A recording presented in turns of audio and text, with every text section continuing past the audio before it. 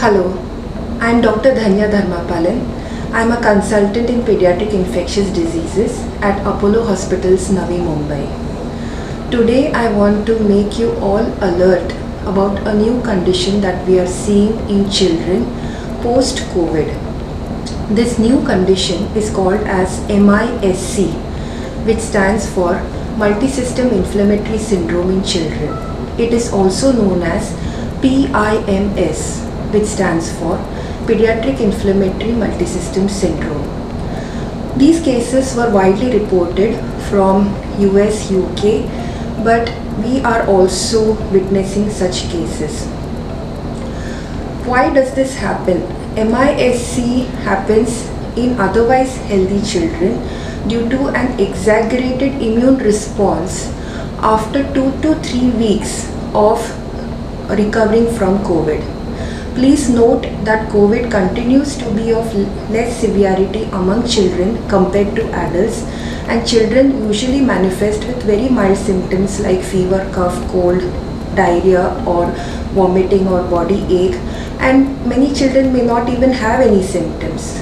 But this condition occurs 3 to 4 weeks after recovery from COVID, and because of MISC, there is swelling of the vital organs such as heart, lungs, kidney, etc., which can lead to a life-threatening situation.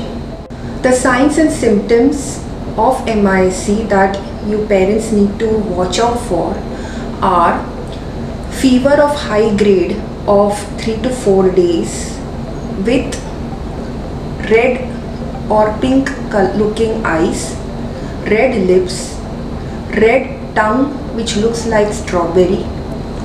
You may find some lumps, which is the swelling of lymph node in the neck, sudden onset severe abdominal pain or loose motions, swelling over the hands and feet, rash over the body.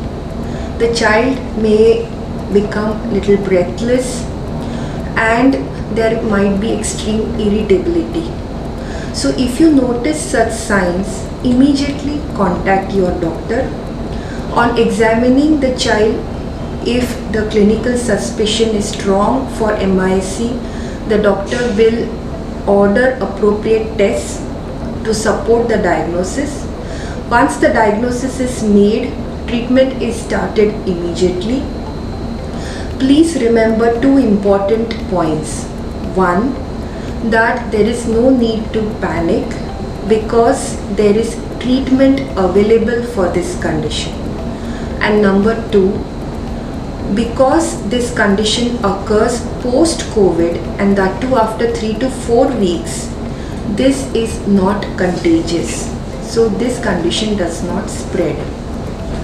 This information is being given to you so that you parents are alert about this condition, though it is not common fortunately, so that timely diagnosis and management can be given to your child. Stay healthy, stay safe. Thank you for listening.